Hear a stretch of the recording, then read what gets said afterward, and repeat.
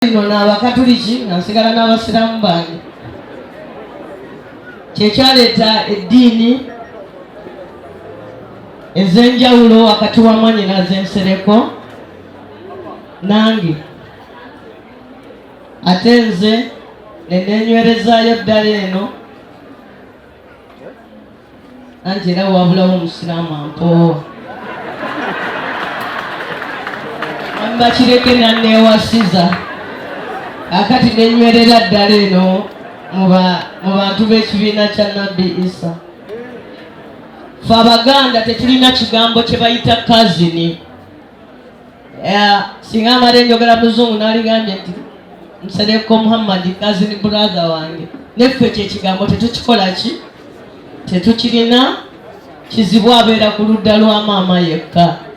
N'olwekyo nze ne Muhammed Nsereko tuli bannyina omu. Ekyo kiba teyongera okubalaga jjajjaffe yali kika kya muntu ki. Bw'olaba Nsereko gyali ne Nambozze gyali, bw'otugatta jjajja waffe bw'atyo bwe yali afaanana. N'olwekyo nsabiddwa okuyimirira wano mu kiti ekyo nga neebaza kinze ate ne Mwanyina ze mwatusolobya ne mutuwa okubeera abakulembeze bammwe. Ekyo tekitegeeza nti ate ffe bakulu mu lujja muno oba ffe baana ffekka ababiri abaliwo. Tulina bakulu baffe bangi era bajja kuvaayo mu balabe, ate era tulina ne bato baffe bangi. Taata Abdul Nsereko ye abadde yadda ku kitange, era taata wange musaasira nnyo olw'okufiirwa muto we, ate gwe mmanyi nti abadde mukwano gwe ow'enjawulo. Naye nange kankozesa omukisa guno mubalage olwaleero mu mulaba abatamumanyi. Simanyi wanaaba asobodde okuyimirira. Mwami Peter Kayongo Ssettuba, taata wa Nambozze. Kakati omugenzi abadde adda ku oyo. Kimanyi munakuwavu nnyo olw'okufiirwa muganda we. Basaba ne banyalo olw'okuba nti n'omulimu gwe bampadde mugazi, sijja kufuna mukisa kwogera nnyo bigambo ku taata wange. Ate nange olwaleero olw'okubanga nange nze gwe muze okubagiza, nange kanzikirize leero nammwe muŋŋambe ebigambo byammwe. Njagala okusooka okubanjulira era n'okusaba omubaka ono avudde ebunya ajje ababuuze abatolere salaamu mu ddoboozi lye nga mwebaza nti yatuuse wano kumpi nga n'abantu ab'oku kyalo kuno bangi tebannatuuka. Ssebo,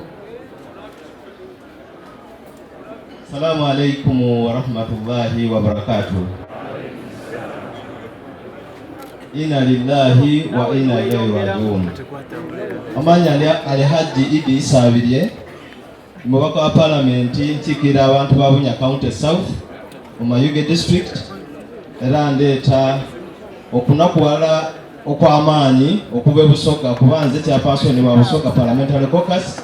Abasoga bonna babatumidde era babasaasidde nnyo ku lwa taata waffe ono Honorable Muhammed Nsereko kitalo nnyo, naye guma manyi taata obadde omwagala nnyo. Mwebale nnyo, mwebalire ddala. Webale nnyo ssebo. Abatalina kibagaana mbaka oyo nsaba mumpirieko mu bugalo. Njagala era okubanjulira Honorable Oweruweero. Salamu alaikum. Salamu rahmatullahi wa barakatuh. Nze Nabukenya Brenda, omubaka omukyala akiikirira disitulikiti y'e Luweero mu lukiiko lw'eggwanga olukulu. Njagala okusaasira nnyo Honorable Nsereko ne famire ne baganda be olw'okugibwako taata waabwe. Tumusaasidde nnyo, abeera naffe mu bingi nnyo, kyenva mulanga naffe tuli wano. Tumusaba omugenzi Allah amuwe ekiwumula eky'emirembe ate amugaziirize kabuli. Webale ennyumba Kaweruweero kyatabagambye nti wa NUP nga nze. ono sali mwanjudde kubanga naye era kamusaba ayogerere wano.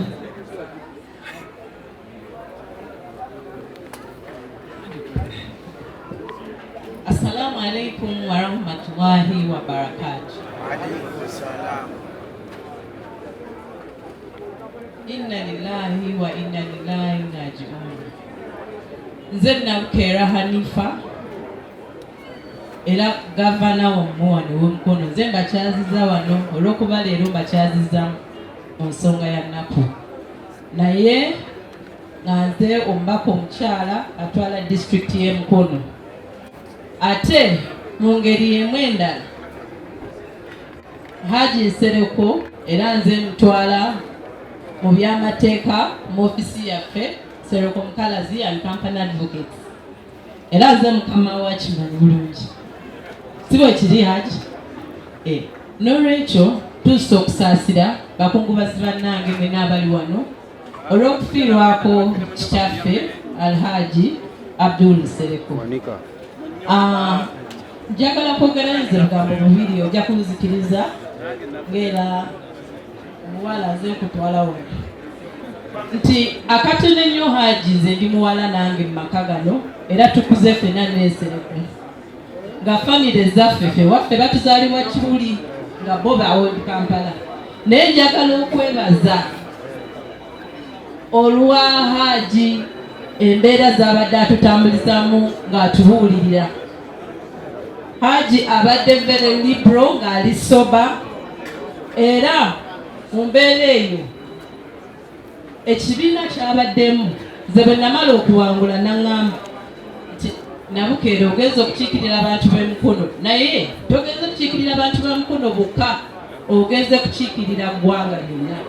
Naŋŋamba nti bw'obanga oli mu palamenti buli nsonga gy'oyogera oba buli tteeka lye muyisa manya terinyigiriza ba Mukono bokka linyigiriza baki Bannayuganda bonna. N'olwekyo beera mwegendereza ng'oli mu palamenti okubanga nti nno by'oyogera bikuweesa ekitiibwa. N'olwekyo he was very advising era nga tumwenyumirizaamu.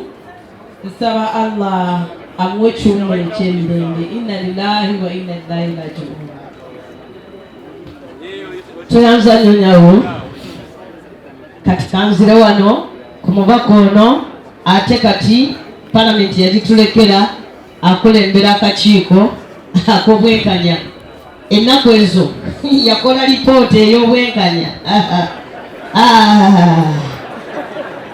Kansirike naze kuziika kitange.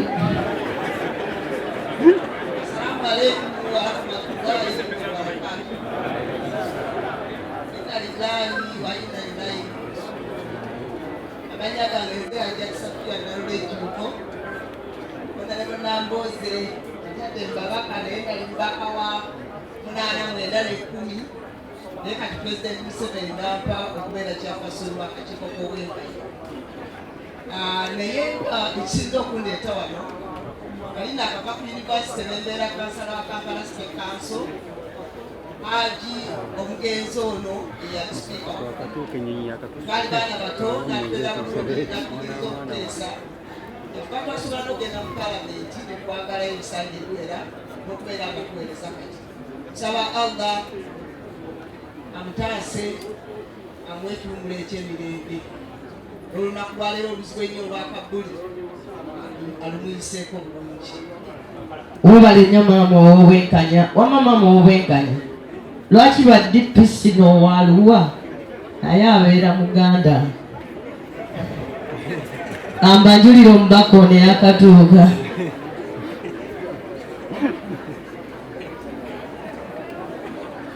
Tukkirize sokutwalirize